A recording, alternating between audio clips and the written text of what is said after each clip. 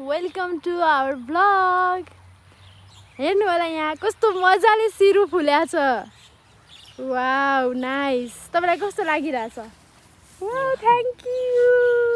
तपाईलाई कस्तो फिल भइरहेछ यो सिरुमा आउँदाखेरि?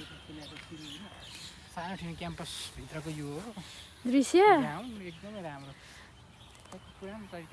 एकदमै राम्रो रहेछ। म पनि यहाँ आइरहेको छु एक्जाम दिनको लागि। अनि एक्जाम भन्दा बढी मलाई चाहिँ यताउता हेर्नमा इन्ट्रेस्ट छ। तपाईलाई के छ? केमा? एक्जाममा?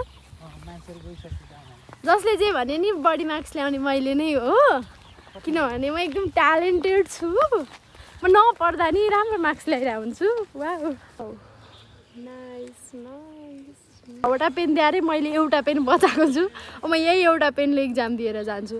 दुईजना नपढिकन भ्लग बनाएर बसेको छौँ, तर सबैजना एक्जाम दिन आउनेहरू चाहिँ पढिरहनु भएको छ। म भ्लग बनाएको रिसाइरहनु भएको छ। यहाँ चाहिँ कस्तो राम्रो के त फुलहरू, कस्तो राम्रो राम्रो रोजहरू फुले।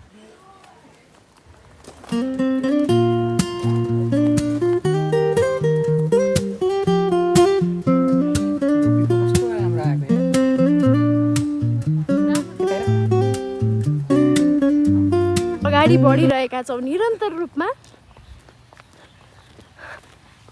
नपढेर पास हुने मान्छे म, अनि त्यस पछाडि पढाइ गरेर पनि राम्रो मार्क्स नलिएर आउने मान्छे उहाँ। ओके, अब यहाँ चाहिँ हामी फेरि जाँदैछौँ पुनः क्याम्पसतिर, किनभने हाम्रो एक्जाम स्टार्ट हुन लागेको छ। हामी दुवैजना गइरहेछौँ।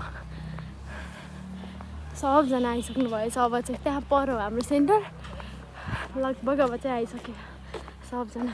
हेर्नुलाई त्यो पर देखेको त्यो ह्याङ्गिङ बर्डको गुड हो। कस्तो मजाले गुड लगाएको कि। यहाँ चाहिँ भर्खरै बनाएको हरियो छ, माथि चाहिँ त्यस्तो देखिन्न, तर उयो रुखमा देखेको चाहिँ त्यो ह्याङ्गिङ बर्डको गुड हो। कस्तो राम्रो के।